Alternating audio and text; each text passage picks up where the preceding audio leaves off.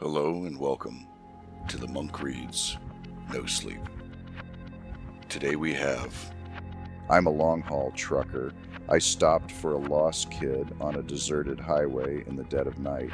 What I saw attached to him and the question he asked is why I don't drive anymore. This happened a few years back. I was doing long-haul, mostly cross-country routes, the kind that take you through vast stretches of nothing.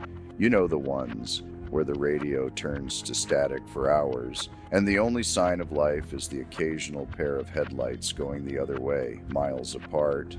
I was young, eager for the miles, the money, didn't mind the solitude, or so I thought. The route I was on took me across a long, desolate stretch of highway that ran between the borders of two large governmental territories. I don't want to say exactly where, but think big empty spaces, lots of trees, not much else. It was notorious among drivers for being a dead zone. No signal, no towns for 100 miles either side, and prone to weird weather. Most guys tried to hit it during daylight, but schedules are schedules. Mine had me crossing it deep in the night. I remember the feeling. Utter blackness outside the sweep of my headlights, the kind of dark that feels like it's pressing in on the cab. The only sounds were the drone of the diesel engine, the hiss of the air brakes now and then, and the rhythmic thrum of the tires on asphalt. Hypnotic, too hypnotic. I'd been driving for about 10 hours with a short break a few states back. Coffee was wearing off. The dashboard lights were a dull green glow, comforting in a way, but also making the darkness outside seem even more absolute. My eyelids felt like they had lead weights attached. You fight it, you know. Slap your face, roll down the window for a blast of cold air, crank up whatever music you can find that hasn't dissolved into static. I was doing all of that. It must have been around 2 or 3 a.m. I was in that weird state where you're not quite asleep, but not fully awake either, like your brain is running on low power mode. The white lines on the road were starting to blur together, stretching and warping, standard fatigue stuff.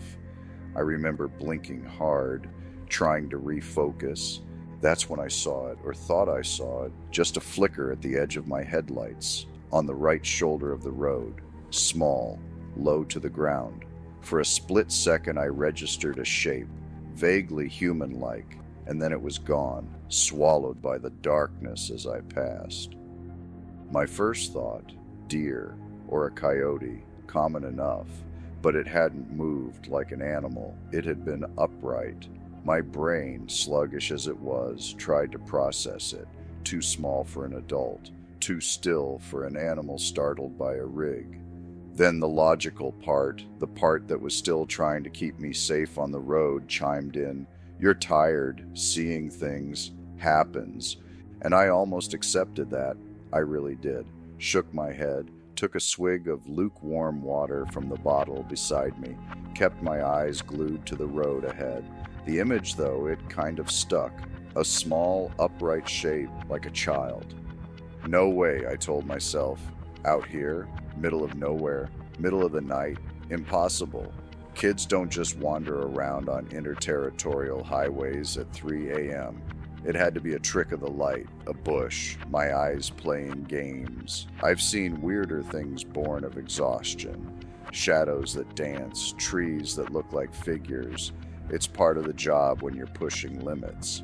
I drove on for maybe another 30 seconds, the image fading, my rational mind starting to win. Just a figment.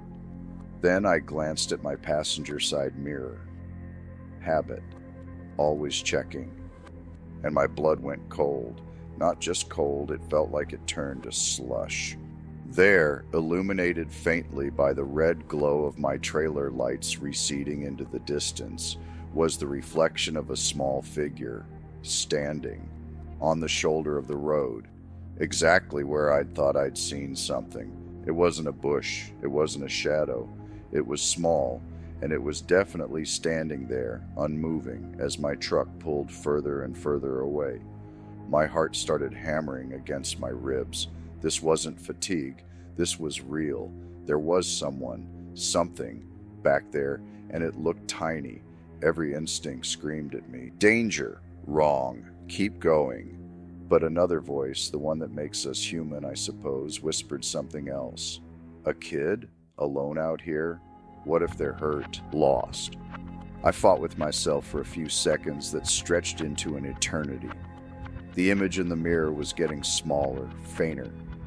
If I didn't act now, they'd be lost to the darkness again. God, the thought of leaving a child out there, if that's what it was. Against my better judgment, against that primal urge to just floor it, I made a decision. I slowed the rig, the air brakes hissing like angry snakes, pulled over to the shoulder, the truck groaning in protest, put on my hazards, their rhythmic flashing cutting into the oppressive blackness. Then I did what you're never supposed to do with a full trailer on a narrow shoulder. I started to reverse, slowly, carefully, my eyes flicking between the mirrors, trying to keep the trailer straight, trying to relocate that tiny figure. The crunch of gravel under the tires sounded unnaturally loud. It took a minute, maybe two, but it felt like an hour. The red glow of my taillights eventually washed over the spot again, and there it was, a kid. I stopped the truck so my cab was roughly alongside them, maybe 10 feet away, switched on the high beams, hoping to get a better look, and also to make myself clearly visible as just a truck, not something else. The kid was small, really small. I'd guess maybe 6, 7 years old. Hard to tell in the glare. They were just standing there, on the very edge of the gravel shoulder, right where the trees began. The woods pressed in close on this stretch of road, tall, dark pines and dense undergrowth that looked like a solid black wall just beyond the reach of my lights. The kid wasn't looking at me. They were facing sort of parallel to the road, just walking, slowly, like they were on a stroll, completely oblivious to the massive 18-wheeler that had just pulled up beside them, engine rumbling, lights blazing. They were wearing what looked like pajamas, thin, light-colored pajamas. In the chill of the night, no coat, no shoes that I could see. My mind reeled. This was wrong, so many levels of wrong. I killed the engine. The sudden silence was almost deafening, amplifying the crickets, the rustle of leaves in the woods from a breeze I couldn't feel in the cab. My heart was still thumping, a weird mix of fear and adrenaline and a dawning sense of responsibility. I rolled down the window. The night air hit me, cold and damp, carrying the scent of pine and wet earth. "Hey!" I called out. My voice sounded hoarse, too loud in the quiet. "Hey, kid!" No response. They just kept walking, one small bare foot in front of the other, at a pace that was taking them absolutely nowhere fast. Their head was down slightly. I couldn't see their face properly. "Kid, are you okay?" I tried again, louder this time. Slowly, so slowly, the kid stopped. They didn't turn their head fully, just sort of angled at a fraction, enough that I could see a pale sliver of cheek in the spill of my headlights. Still not looking at me. Still ignoring the multi-ton machine idling beside them. A prickle of unease ran down my spine, not the normal kind of unease. This was deeper, colder. Animals act weird sometimes, but kids? A lost kid should be scared, relieved, something. This one was nothing. "What are you doing out here all alone?" I asked, trying to keep my voice calm, friendly, like you're supposed to with a scared kid. Even though this one didn't seem scared at all. It's the middle of the night. Silence. Just the sound of their bare feet scuffing softly on the gravel as they took another step, then another. As if my presence was a minor inconvenience, a background noise they were choosing to ignore. This wasn't right. My internal alarm bells were clanging louder now. My hand hovered near the gear stick, Part of me wanted to slam it into drive and get the hell out of there, but the image of this tiny child, alone, possibly in shock. I couldn't just leave, could I? "Where are your parents?" I pushed, my voice a bit sharper than I intended. "Are you lost?" Finally, the kids stopped walking completely. They turned their head just a little more, still not looking directly at my cab, more towards the front of my truck, into the glare of the headlights. I could see their face a bit better now, pale, featureless in the harsh light like a porcelain doll, small dark smudges that might have been eyes, no expression, none, not fear, not sadness, not relief, just blank, an unreadable slate. Then a voice, small, thin, like the rustle of dry leaves. "Lost." Just that one word, it hung in the air between us. Relief washed over me, quickly followed by a fresh wave of concern. "Okay, lost. That's something I can deal with." "Okay, kid, lost is okay. We can fix lost. Where do you live? Where were you going?" The kid finally, slowly, turned their head fully towards my cab, towards me. I still couldn't make out much detail in their face. The angle, the light, something was obscuring it, keeping it in a sort of shadowy vagueness despite the headlights. But I could feel their gaze. It wasn't like a normal kid's look. There was a weight to it, an intensity that was deeply unsettling for such a small form. "Home," the kid said, that same thin, reedy voice, "trying to get home." "Right, home. Where is home?" I asked, leaning forward a bit, trying to project reassurance. "Is it near here? Did you wander off from a campsite? A car?" There were no campsites for miles, no broken down cars on the shoulder. I knew that. The kid didn't answer that question directly. Instead, they took a small step towards the truck, then another. My hand tensed on the door handle, ready to open it, to offer, what? A ride? Shelter? I didn't know. "It's cold out here," I said, stating the obvious. "You should get in. We can get you warm and I can call for help when we get to a spot with a signal." My CB was useless, just static. My phone had shown no service for the last hour. The kid stopped about 5 feet from my passenger door, still in that pale, thin, pajama-like outfit, barefoot on the sharp gravel. They should be shivering, crying. They were doing neither. "Can you help me?" the kid asked. The voice was still small, but there was a different inflection to it now, less flat, a hint of something else. Pleading, maybe? "Yeah, of course I can help you," I said. "That's why I stopped. Where are your parents? How did you get here?" The kid tilted their head, a jerky, unnatural little movement. "They're waiting, at home." "Okay, and where's home? Which direction?" I gestured vaguely up and down the empty highway. The kid didn't point down the road. They made a small, subtle gesture with their head, a little nod towards the trees, towards the impenetrable darkness of the woods lining the highway. "In there," the kid said. My stomach clenched. "In the woods? Your home is in the woods?" "Lost," the kid repeated, as if that explained everything. "Trying to find the path. It's dark." "Yeah, it's very dark," I agreed, my eyes scanning the tree line. It looked like a solid wall of black, no sign of any path, any habitation, just dense, old-growth forest. The kind of place you could get lost in for days, even in daylight. "Can you come out?" the kid asked. "Help me look? It's not far. I can't see it from here." Every rational thought in my head screamed, "No, get out of the truck." In the middle of nowhere, in the pitch dark, with this strange child who wanted me to go into those woods. No, absolutely not. But the kid looked so small, so vulnerable. If there was even a tiny chance they were telling the truth, that their house was just a little way in, and they were genuinely lost. "I don't think that's a good idea, buddy," I said, trying to sound gentle. "It's dangerous in there at night, for both of us. Best thing is for you to hop in here with me. We'll drive until we get a signal, and then we'll call the police or the rangers. They can help find your home properly."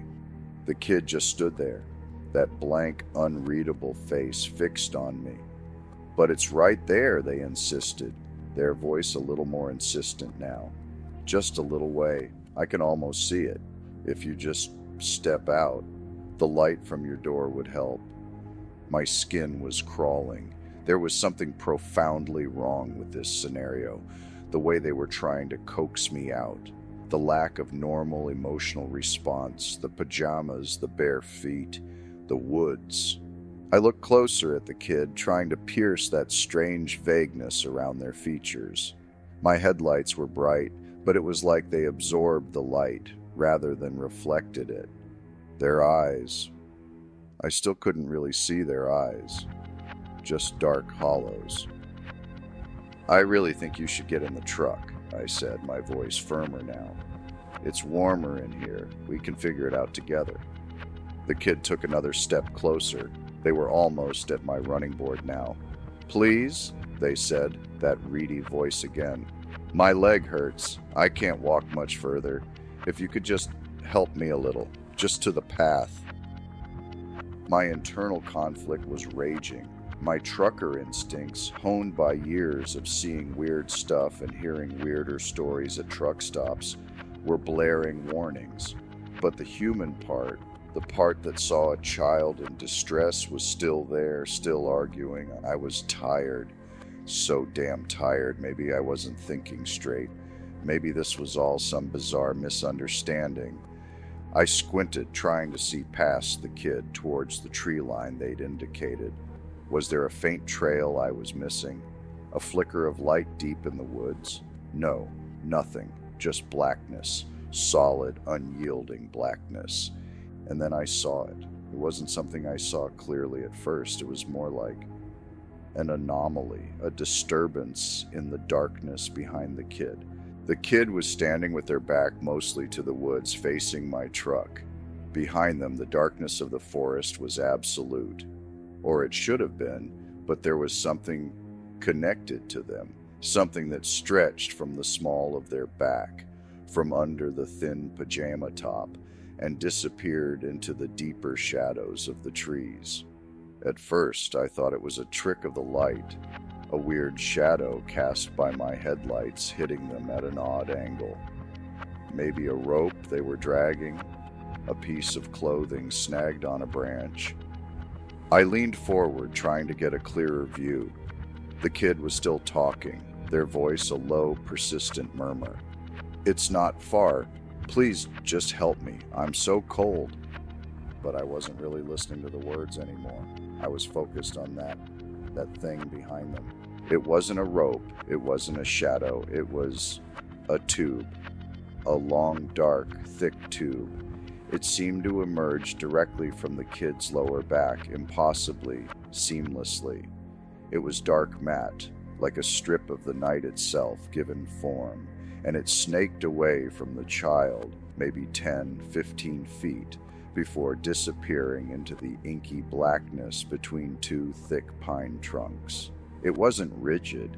It seemed to have a slight, almost imperceptible flexibility, like a massive sluggish umbilical cord made of shadow. It didn't reflect any light from my headlamps. It just absorbed it. My breath hitched in my throat. My blood, which had been cold before, now felt like it had frozen solid. This wasn't just wrong. This was impossible, unnatural. The kid was still trying to coax me. "Are you going to help me? It's just there. You're so close." My voice, when I finally found it, was barely a whisper. I couldn't take my eyes off that appendage. "Kid, what is that? Behind you?" The kid flinched. Not a big movement, just a tiny, almost imperceptible tightening of their small frame. Their head, which had been tilted pleadingly, straightened. The blankness on their face seemed to solidify. "What's what?" they asked, their voice suddenly devoid of that pleading tone. It was flat again, colder. That thing," I stammered, pointing with a shaking finger. "Coming out of your back, going into the woods. What is that?" The kid didn't turn to look. They didn't need to. Their gaze, those dark, unseen eyes, bored into me. "It's nothing," they said. The voice was still small, but it had a new edge to it, a hardness. "You're seeing things. You're tired." They were using my own earlier rationalization against me. "No," I said, my voice gaining a tremor of conviction born of sheer terror. "No, I'm not. I see it. It's right there. It's connected to you." The kid was silent for a long moment. The only sound was the thumping of my own heart, so loud I was sure they could hear it. The crickets had stopped. The wind seemed to die down. An unnatural stillness fell over the scene. Then the kid's face began to change. It wasn't a dramatic movie monster transformation. It was far more subtle and far more terrifying. The blankness didn't leave, but it sharpened. The pale skin seemed to tighten over the bones. The areas where the eyes were, those dark smudges, seemed to deepen, to become more shadowed, more intense, and a flicker of something ancient and utterly alien passed across their features. It wasn't human anger. It was something older, colder, and infinitely more patient, now strained to its limit. The air in my cab suddenly felt thick, heavy, hard to breathe. "Just come out of the truck," the kid said, and the voice, oh God, the voice. It wasn't the small, reedy voice of a child anymore. It was deeper, resonant, with a strange, grating undertone like stones grinding together. It was coming from that small frame, but it was impossibly large, impossibly old. It vibrated in my chest. "Come out, now!" The command was absolute. My hand, which had been hovering near the gear stick, now gripped it like a lifeline. My other hand fumbled for the ignition key, which I'd stupidly left in. "What are you?" I choked out, staring at the monstrous thing playing dress-up in a child's form, at the dark, pulsating tube that was its anchor to the shadows. The kid's head tilted again, that jerky, unnatural movement. The expression on its face, if you could call it that, was one of pure, unadulterated annoyance. Contempt, like I was a particularly stupid insect it had failed to swat. And then it spoke, in that same terrible, resonant, grinding voice. The words it said are burned into my memory, colder than any winter night. "Why?" it rasped, the sound seeming to scrape the inside of my skull. "The fuck are humans smarter now?" That was it, that one sentence. The sheer cosmic frustration in it, the implication of past encounters, of easier prey, the utter alien nature of it.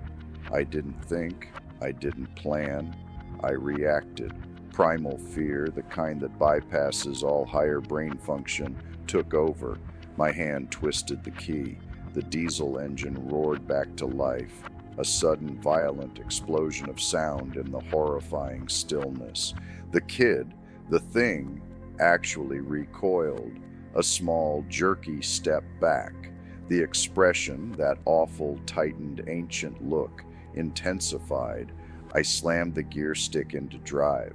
My foot stomped on the accelerator. The truck lurched forward, tires spinning on the gravel for a terrifying second before they bit into the asphalt. I didn't look at it. I couldn't. I stared straight ahead, my knuckles white on the steering wheel, the whole cab vibrating around me. The truck surged forward, gaining speed with agonizing slowness. For a horrible moment, I imagined that tube thing whipping out, trying to snag the trailer, to pull me back, to drag me into those woods. I imagined that small figure with its ancient, terrible voice somehow keeping pace. I risked a glance in my driver's side mirror. It was standing there, on the shoulder, unmoving. The headlights of my departing truck cast its small silhouette into sharp relief, and behind it, the dark tube was still visible, a thick, obscene cord snaking back into the endless night of the forest. It didn't seem to be retracting or moving, it just was. The thing didn't pursue, it just stood and watched me go. And that somehow was almost worse. The sheer confidence, the patience, like it knew there would be others. Or maybe it was just annoyed that this particular attempt had failed. I drove. I don't know for how long, I just drove. My foot was welded to the floor. The engine screamed. I watched the speedometer needle climb, far past any legal or safe limit for a rig that size, on a road that dark. I didn't care. The image of that thing, that child shape with its dark umbilical to the woods, and that voice, that awful grinding voice asking its horrifying question, was burned onto the inside of my eyelids. I must have driven for an hour, maybe more, at speeds that should have gotten me killed or arrested before the adrenaline started to fade, replaced by a bone-deep, shaking exhaustion that was more profound than any fatigue I'd ever known. My hands were trembling so violently I could barely keep the wheel straight. Tears were streaming down my face, not from sadness, but from sheer, unadulterated terror and relief. When the first hint of dawn started to gray the eastern sky and my phone finally beeped, indicating a single bar of service, I pulled over at the first wide spot I could find. I practically fell out of the cab, vomiting onto the gravel until there was nothing left but dry heaves. I sat there on the cold ground, shaking for a long time, watching the sun come up, trying to convince myself that it had been a dream, a hallucination brought on by exhaustion. But I knew it wasn't. The detail of that tube, the voice, the question.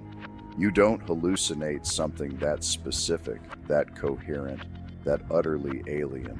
I never reported it. Who would I report it to? What would I say?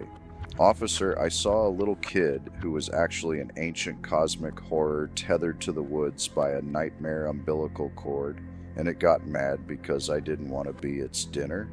They'd have locked me up, breathalyzed me, drug tested me, sent me for a psych eval. I finished that run on autopilot, dropped the load, drove my rig back to the yard, and I quit. I told them I was burned out, needed a break. They tried to convince me to stay, offered me different routes, more pay. I just couldn't. Every time I closed my eyes, I saw that kid, that tube, those woods. Every dark road felt like a trap. I found a local job, something that keeps me home at night. I don't drive in remote areas anymore if I can help it, especially not at night. I still have nightmares. Sometimes when I'm very tired, driving home late from somewhere, I'll see a flicker at the edge of my vision on the side of the road, and my heart will try to beat its way out of my chest. I don't know what that thing was, an alien, a demon, something else, something that doesn't fit into our neat little categories. All I know is that it's out there, and it's patient, and it seems to have learned that its old tricks aren't as effective as they used to be. Why the fuck are humans smarter now? That question haunts me. It implies they weren't always. It implies that once upon a time we were easier. That maybe, just maybe, people like me, tired and alone on dark roads, used to just step out of the cab when asked, and were never seen again. So, if you're ever driving one of those long, lonely stretches of road, deep in the night, and you see something you can't explain, maybe just keep driving. Maybe being smarter now means knowing when not to stop, knowing when to ignore that little voice telling you to help, because what's asking for help might not be what it seems. Stay safe out there, and for God's sake, stay on the well-lit roads. Thank you for listening. All credit for writing goes to Gamalfrank from the website Reddit of the subreddit r/no sleep. Thank you, and I will see you next time.